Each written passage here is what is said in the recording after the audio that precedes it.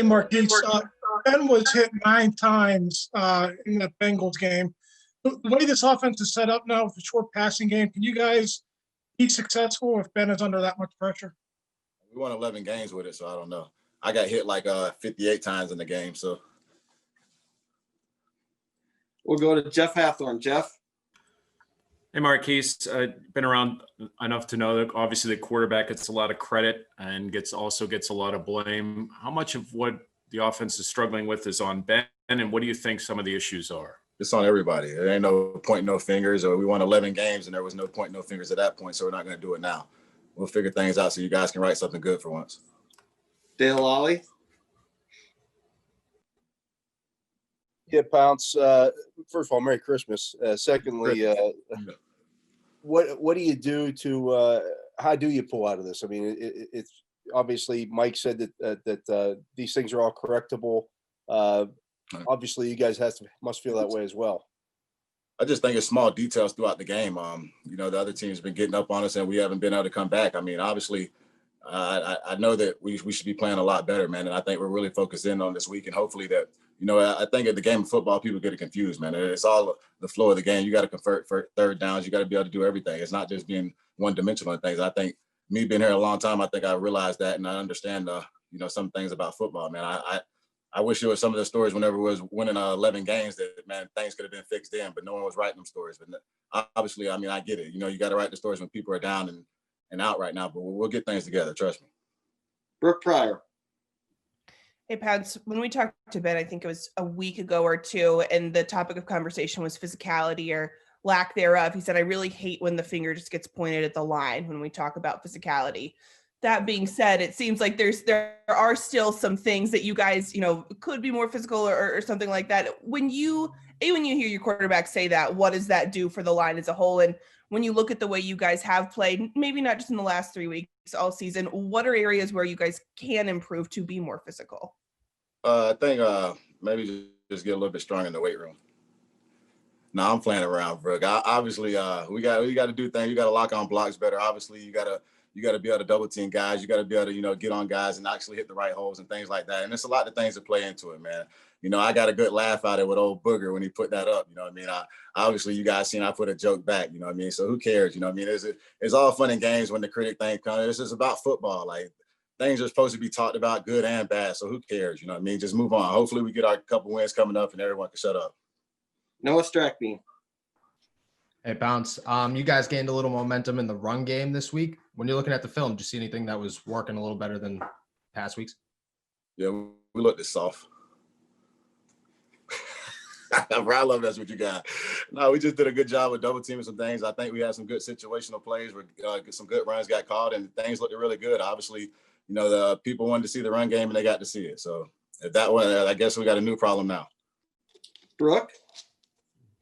President, you just said you're done thinking about that part. I was going to ask kind of what Joe mentioned, but how surprising was it the day of that game? I know that whole week with the Ravens week was kind of chaotic. What was going through your mind when you found out, hey, I can't play today and I have to be on the list? And what was your experience if you did test positive for COVID? What was your experience with that? I was actually aggravated because I didn't have one symptom at all. I guess I was asymptomatic, but at this point, man, I tell everybody, man, there's no point in complaining about this stuff no more. It is what it is. We're just all lucky enough to blessed to be out there and play and be able to provide for our families, man. So if anyone wants to complain about it, man, you should opt it out.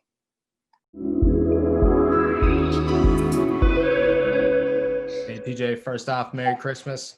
There's a lot of talk this week about the Colts offensive line being one of the best groups that you guys have faced this season. What about them makes them so special? And what have you seen on tape? Merry Christmas to you too. I just think this group is a really cohesive unit together, and they work well off of each other, especially in the run game when they have guards pulling around the edges. They have a great pass pro together when it's passing off games. And I think the quarterback has a great understanding of where those guys are going to be and vice versa. So I just think collectively they have a great unit. But like I say every week, I feel very confident in the guys here, and it's a great challenge for us. All right, we'll go to Tim Benz. Go ahead, Tim. TJ, earlier today, Keith Butler was talking about both you guys and the Colts defense are good at taking the ball away, but in the moments where maybe the turnovers aren't coming, to still just focus on getting the team off the field in crucial situations on third downs in the second half, like maybe didn't happen against Cincinnati. Has that message been spoken and received by the defense going into this week? I think things like that are understood. I mean, like I said, we've been playing football a long time. We understand that as a defense, you don't want to spend a lot of time on the field, and you want to create those splash plays, those turnover type plays. And I know personally I want to make more, but it's also important not to reach and try to become a Superman and get out of your gap and things like that. So there's definitely a fine line of trying to create splash and not trying to push too hard and expose your defense. Brooke Pryor.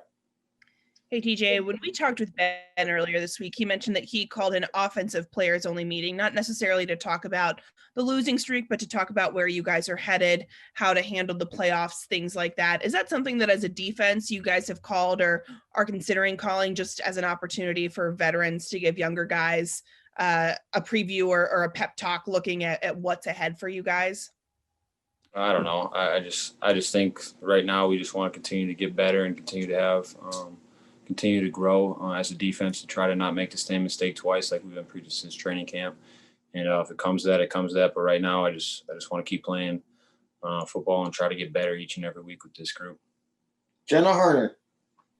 TJ, what do you guys look forward to the most about a game like this, especially after the stretch that you guys have been going through a little bit? Playing at 1 o'clock again will be awesome. It feels like it's been forever. It'll be nice to be back in Heinz Field, go up against a really powerful team. Not saying the other ones weren't, but just saying that it's going to be awesome to have a challenge. And just really excited to get back to playing football and hopefully right the ship this week. Jeff Hanthorne. TJ, how is your relationship going or growing with Alex, and what has your advice been to him? Yeah, it's been cool to see his development as the season's gone along, and the game's definitely slowing down for him. And we've been able to have more in-depth conversations. Just with Bud and I, there was so much that we didn't even have to talk about, or so many signals that we already just knew how each other was going to play certain things. And it's kind of re-teaching myself how to communicate with Alex. So just even little things like why off, alert, a wrapper, just little things that not a lot of people think about, but we just need to be on the same page with a lot of things. And he's done a tremendous job of being able to study the film and take it to the field. Anthony Jaskolski. Hi, TJ. The last 2 weeks, you guys have faced a mobile quarterback. This week, you're getting a lot more stationary guy in Phil Rivers. Can the defense pin their ears back more and come after the quarterback, knowing that you're not going to have to worry about those read options and the RPOs as much? Yes and no. I think he's a very, very, very smart quarterback. He's been in the league a long time. He can dissect pressure easily. So it doesn't matter if you send 8 guys, he's going to get the ball out really quick. So I think you kind of have to play the cat and mouse game with him a little bit. And we'll definitely pick and choose our shots. All right. Got time for a few follow-ups. Joe Rudder. Yeah, TJ, back to Rivers. Are you seeing anything, and you've played him the last few years, anything this year he's doing maybe better than he had been doing before, and kind of a testament to his longevity that he's still getting it done?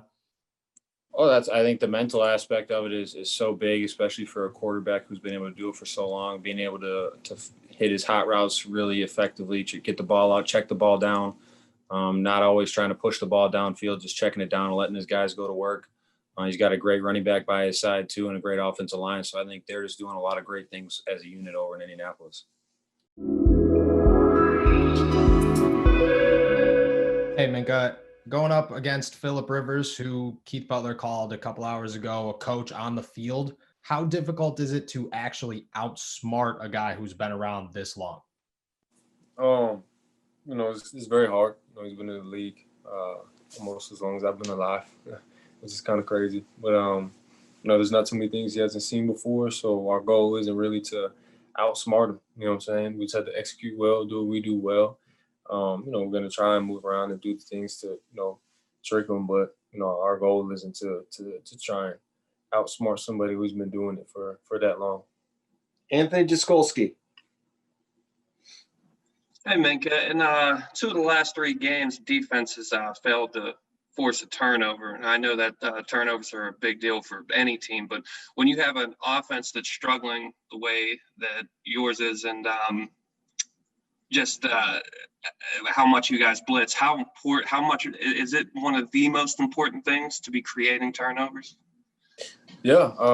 As you said, it was the last 3 out of the 4 games we have made a turnover. 2 out of 3.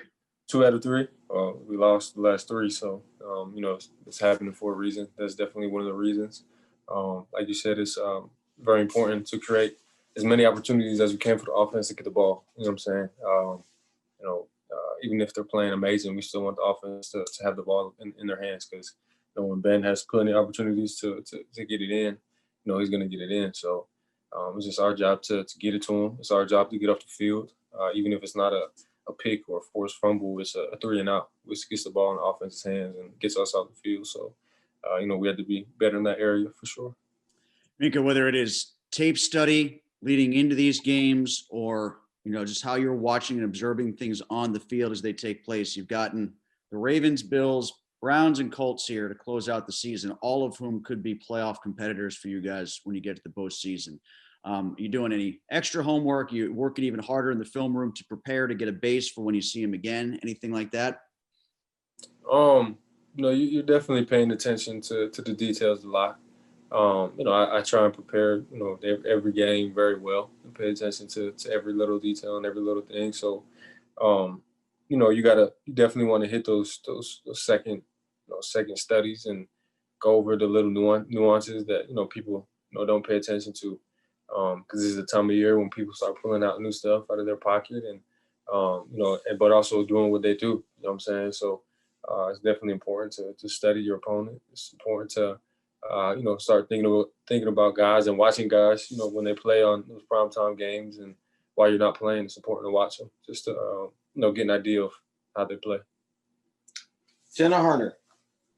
Minkah, what are you most looking forward to this week about this game, especially kind of after the stretch you guys have had here a little bit? What am I most looking forward to? Yeah. With you guys? Winning. And honestly, I think, we're going to do all the things we need to do to win. It's going to be a tough win. Indianapolis is a great team. They have a great offense, great defense, and it's going to be a battle. So I'm just looking forward to going out there competing, but also finishing with a win. Jeff Hathorn. Minkah, what's it mean for the defense to have Vince back? It means we have a leader out there, in the linebacker core that's been doing it for a while.